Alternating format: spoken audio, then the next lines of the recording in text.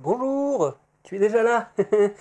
Oui, je sais, ça faisait longtemps qu'il n'y avait pas eu de Coin Comics, mais ça revient. Et si l'émission t'a manqué, exprime-toi avec le hashtag Coin Comics Forever. C'est parti, bande de pucelles.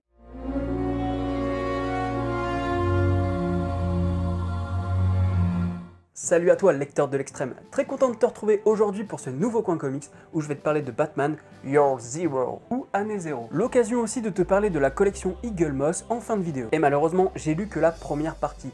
Et je ne sais pas comment je vais faire pour la suite parce qu'à mon avis, en kiosque, ils ont déjà remplacé par les nouveaux numéros. Ah, vous alors, vous êtes un vrai rigolo! En tout cas, le premier tome suffit pour vous dire ce que contient cette histoire. Et aussi vous dire que si vous êtes débutant dans l'univers Batman, c'est un comics qu'il vous faut, sans hésitation. Batman Année Zéro, c'est une relecture des origines de Batman, tout en y gardant les grandes lignes, comme le meurtre des parents, ou encore Bruce qui tombe dans la grotte. Et Gotham est très important. Du coup, avant d'aller plus loin à propos du scénario, faut quand même vous expliquer qui c'est qui chapeaute tout ça, hein, parce que là, on a du lourd. Scott Snyder. Et rien à voir avec Zack Snyder, contrairement à ce qu'on pourrait penser. Avant, je croyais que c'était son frère. Il a travaillé avec Stephen King sur American Vampire, récompensé par le prix Eisner et le prix Harvey, The Wake en 2014 avec encore le prix Eisner, Swamp Thing et bien d'autres. Et Batman surtout. Depuis 2011, Scott Snyder est un petit peu la mascotte de DC Comics. Hein. Et il y a de quoi, parce que le monsieur arrive constamment à surprendre le lecteur. Le scénario de Batman Année Zéro est vif, il est moderne, on a un Bruce Wayne un peu plus tête brûlée et dont les relations avec les autres personnages sont un peu plus tendues. Ce petit con de 25 ans envoie chier Alfred tellement violemment.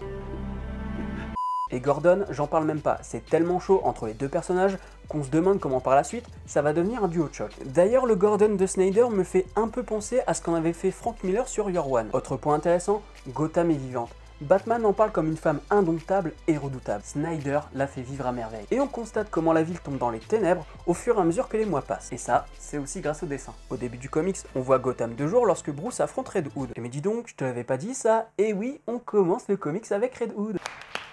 Et plus on avance, plus on découvre les horreurs de Gotham dans un décor de plus en plus sombre. Du coup, c'est qui au dessin? Greg Capullo, qui a travaillé sur X-Force, Spawn, en bref, plein de trucs bien sombres. Et cette année, il est sur Dark Knight Metal. Et si tu veux suivre les news sur ce comics, le mieux c'est encore de regarder le Comic des Comics qui en parle fréquemment dans son JT.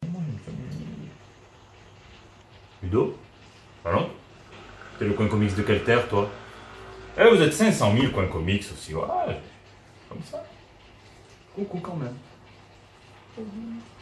Ouais, faut qu'il se repose un peu quand même. Mais Greg Capullo n'est pas seul au dessin, il y a un autre artiste qui l'épaule pour le premier chapitre, Raphaël Albuquerque, qui a travaillé sur Blue Beetle, Legends of the Dark Knight, mais aussi American Vampire justement. Au niveau du dessin, il y a beaucoup de styles. D'un côté, on a la refonte des origines du personnage, et de l'autre, on a un hommage à tout ce qui a été fait auparavant sur Batman. Ainsi, vous allez retrouver des courbes et des postures assez proches des premiers comics, notamment par le biais du costume, mais aussi de la Batmobile très rétro, mais pas seulement. Par un système d'ombre et lumière, on se retrouve parfois avec une esthétique de la série animée de 1992. Et c'est notamment grâce à l'ancrage de Danny Miki qui nous balance parfois un ciel rouge-orangé. Si tu ne connais pas Batman et son univers, si les relations tendues c'est ton kiff, si la violence, l'horreur et les enjeux sérieux c'est ta came, et si tu craches pas sur des dessins de qualité, ce comic est fait pour toi. Et donc, avant de terminer, je voudrais ajouter un mot sur la collection Eagle Moss. Alors oui, on commence par Année Zéro et ça, c'est idéal. Par contre, je connais les premiers numéros, mais pas la suite. Du coup, est-ce qu'on aura The Killing Joke, un long Halloween, The Dark Knight Returns, La Cour des Hiboux? J'en sais rien. Et comme je n'ai pas lu toutes les histoires qu'Eagle Moss propose, je ne peux pas vous dire si c'est pour les néophytes. Ma vision rayon X devrait nous renseigner. Si je prends en compte qu'on a Nouveau Masque scénarisé par Grant Morrison, ce récit correspond à la période où Dick Grayson remplace Bruce en tant que Batman, avec Damian en tant que Robin.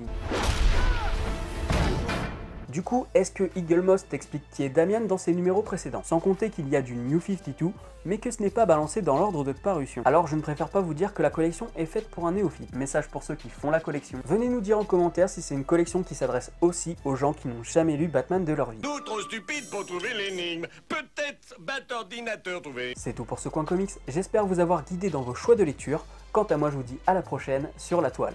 Salut!